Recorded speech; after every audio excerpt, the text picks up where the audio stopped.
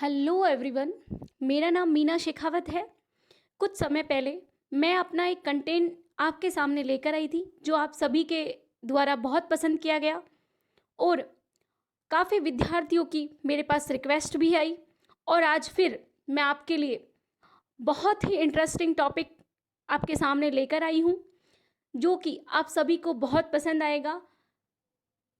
तो चलिए बिना टाइम वेस्ट किए हम बात करते हैं आज के इस टॉपिक पर, जो कि 42nd अमेंडमेंट यानी संविधान के जो 42वां अमेंडमेंट था उसके बारे में बात करता है। ठीक है, जैसे कि आप सभी के नॉलेज में होगा कि अब तक हमारे संविधान में 104 संशोधन हो चुके हैं। ठीक है, तो इसमें जो सबसे पहले जो संशोधन आया वो 1951 के अंदर आया था।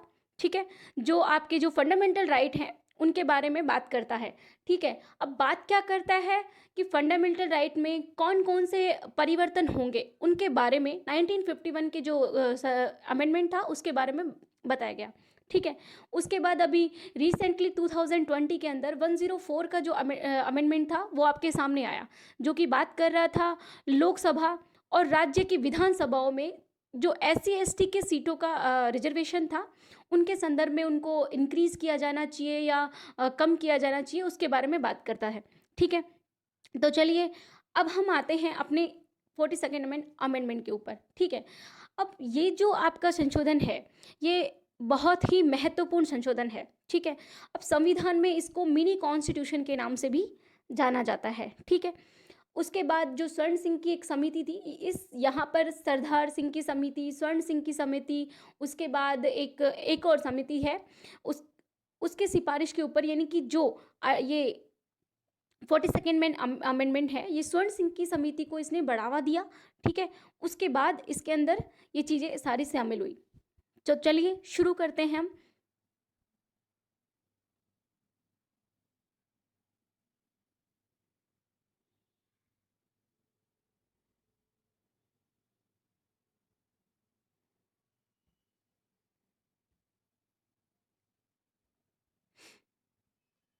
आइए देखिए, सबसे पहले यहाँ पर जो अमेंडमेंट हुआ, ठीक है, वो हमारे यहाँ पे प्रियम्बल में हुआ। ठीक है, संविधान की प्रियम्बल में। तो चलिए क्या प्रियम्बल में जोड़ा गया, क्या प्रियम्बल से हटाया गया, इसके बारे में बात करते हैं। ठीक है, तो देखिए जो प्रियम्बल थी इसके अंदर 3 शब्द जोड़े गए। ठीक है, समाजवादी, पंथ निरपेक्ष और अखंडता। ठीक है, यानी सॉवरिजन, ठीक है, सोशलिस्ट, और दूसरा क्या है जो उसकी अखंडता है उसके बारे में बात कर रहा है। ठीक है, तो आइए जानते हैं कि समाजवादी क्या होता है। समाजवादी हमारी उद्देशिका में पहले शामिल नहीं थी। ठीक है, लेकिन उद्देशिका में सभी को आर्थिक और न्याय, आर्थिक सामाजिक न्याय की प्रतिष्ठा और अवसर की समानता की ज़रूरत पड़ी। उसका संकल्प दिलाने का जिक्र संविधान की उद्देशिका में किया गया। अर्थात सभी प्रकार के शोषण, कौन से, जो सामाजिक हो सकते हैं, आर्थिक हो सकते हैं और राजनीतिक हो सकते हैं, तो भारत को इन सभी चीज़ों से मुक्त करवाने के लिए लोकतांत्रिक समाजवादी को अपनाया गया और वह महात्मा गांधी और नेहरू जी के विचारों से प्रेरित होकर इस लोकतंत्रात्मक समाजवाद को अपनाया गया। ठीक है, उसके बाद बात करते हैं हम इस सेकंड सेकंड पॉइंट के ऊपर। ठीक है, जो कि है पंथ निरपेक्ष। ठीक है, यानी जो रिपब्लिक है उसके बारे में बात कर रहे हैं। अब पंथ निरपेक्ष का मतलब क्या है? पंथ निरपेक्ष अर्थात राज्य का अपना कोई धर्म नहीं है। ठीक है, यानी जो भी धर्म होगा वह भारत की जनता का होगा, जिसमें सरकार की ओर से कोई रोक टोक नहीं होगी। ठीक है, इसके बाद बात करते हैं हम इसके थर्ड पॉइंट के ऊपर। थर्ड पॉइंट क्या है? जो राष्ट्र की एकता के बारे में बात करता है।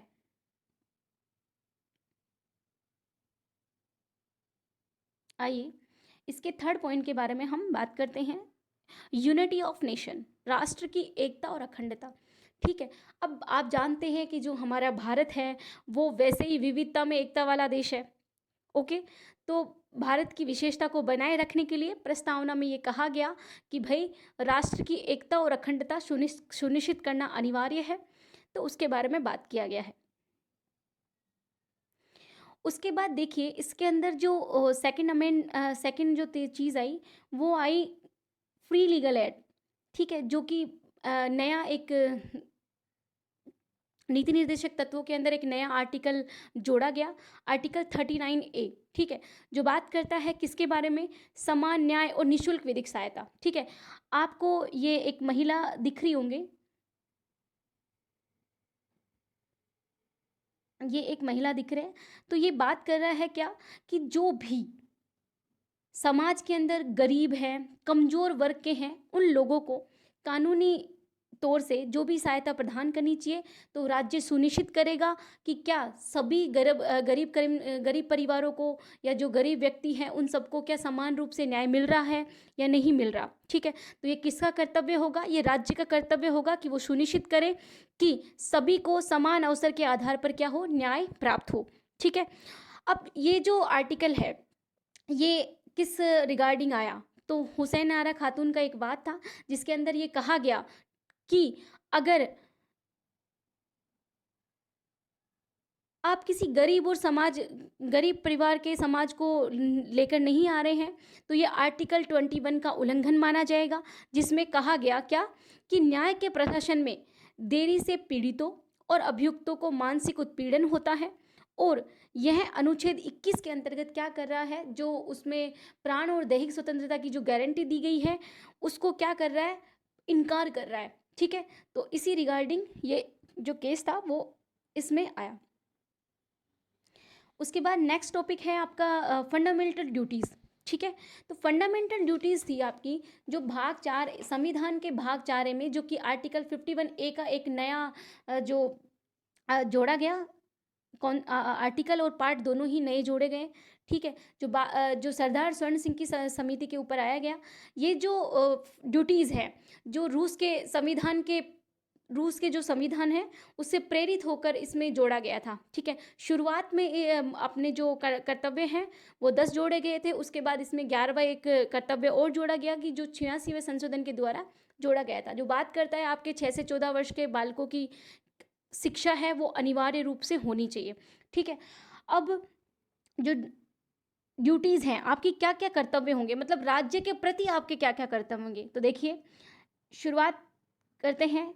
राष्ट्रीय ध्वज और राष्ट्रगान को आपका राष्ट्रीय ध्वज और राष्ट्रगान का सम्मान करना होगा। ठीक है, उसके बाद जब भी उच्च आदर्शों को हृदय में संजोए रखें,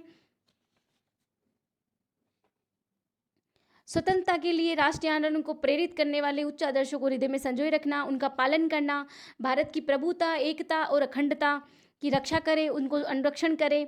ठीक है, उसके बाद देश की रक्षा करें, आह्वान किए जाने पर भारत के सभी लोगों में समरसता, सम्मान, भातृत्व की भावना का निर्माण करें, उसकी सामाजिक गौरवशाली परंपरा का महत्व समझें, उसका परिरक्षण करें, प्राकृतिक पर्यावरण की जिस अंतर्गत वन, झील वगैरह है उनका संदर्भ में करें, वैज्ञानिक दृष्टिकोण को अपनाएं। ठीक है, उसके बाद हिंसा से दूर रहें। तो ये जो ड्यूटीज़ थी ये जोड़े गए, जिसमें प्रत्येक व्यक्ति का ये कर्तव्य होगा कि वो इन सभी का पालन करे। उसके बाद नेक्स्ट टॉपिक पे बात करते हैं कि मौलिक अधिकारों का निलंबन। ठीक है, तो आप देखते होंगे कि इमरजेंसी के टाइम पे हमारे जो सभी फंडामेंटल राइट हमें दिए गए हैं उनका निलंबन किया जाता है, सिवाय किसके, आर्टिकल 20 और 21 के। ठीक है, तो अगर संविधान के प्रावधानों के ऊपर हम बात करें तो हमारा जो एमरजेंसी का प्रोविज़न है वो 352 से लेकर 360 में दिया गया है। 352 आपका बात करता है प्रोक्लेमेशन की, क्या कि एमरजेंसी की जो प्रोक्लेमेशन है वो कैसे जारी की जाएगी, किस तरह से उसका बिल पास किया जाएगा और किस तरह से उसकी जो प्रोसीडिंग है वो अपनाई जाएगी। ठीक है, तो जब भी कभी राष्ट्रपति को ये समाधान हो जाता है कि उसके क्षेत्र में कोई युद्ध या कोई बाह्य आक्रमण या फिर कोई अन्य संकट का कारण है, तब वो ये क्या कर सकता है, संपूर्ण भारत में या उसके किसी स्पेसिफिक क्षेत्र के अंदर क्या कर सकता है, इमरजेंसी डिक्लेयर कर सकता है। ठीक है, उसके बाद नीचे बात करते हैं 356 के ऊपर।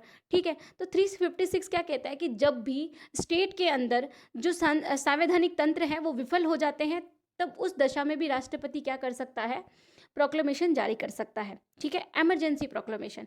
उसके बाद 358 में जैसा कि हम 42nd अमेंडमेंट में कहा गया कि जो ये आर्टिकल 19 में हमें जो स्वतंत्रता दी गई है मूल अधिकार में, जैसे राइट टू स्पीच हो गया, संगम बनाने की हो गई, घूमने फिरने की हो गई, तो ये सभी के सभी एक इमरजेंसी के टाइम में बंद कर दी जाएंगी। ठीक है, तो जब भी इमरजेंसी ख़त्म होगा उसके बाद अपने आप ऑटोमेटिकली ये क्या होगा, अनुच्छेद लागू हो जाएगा। ठीक है, उसके बाद बात करते हैं 359 के ऊपर। 359 कहता है कि आप सभी मूल अधिकारों को क्या कर सकते हैं, सस्पेंस कर सकते हैं, लेकिन आर्टिकल 20 और आर्टिकल 21 को छोड़कर। तो क्या है आर्टिकल 20 और 21? मतलब आप कभी भी किसी भी तरह से किसी पर्सन की प्राण और दैहिक जीवन को आहत नहीं पहुंचा सकते किसी भी कंडीशन के ऊपर। ठीक है, और ऐसा नहीं है कि इमरजेंसी हो गई तो हाँ ठीक है साहब, दोष सिद्धि के किसी व्यक्ति को आप एक ही दंड के लिए 2 बार पनिश कर सकते हो या फिर उसको फोर्स कर सकते हो। तो इसी रिगार्डिंग संविधान में कहा कि आर्टिकल 20 और 21 को छोड़कर आपके जो सभी पार्ट 3 के अंदर जो फंडामेंटल राइट दिए गए हैं उनको हटा दिया जाएगा। ठीक है, और 360 बात करता है आपका जो फाइनेंशियल इमरजेंसी है उसके बारे में। ठीक है, उसके बाद आइए बात करते हैं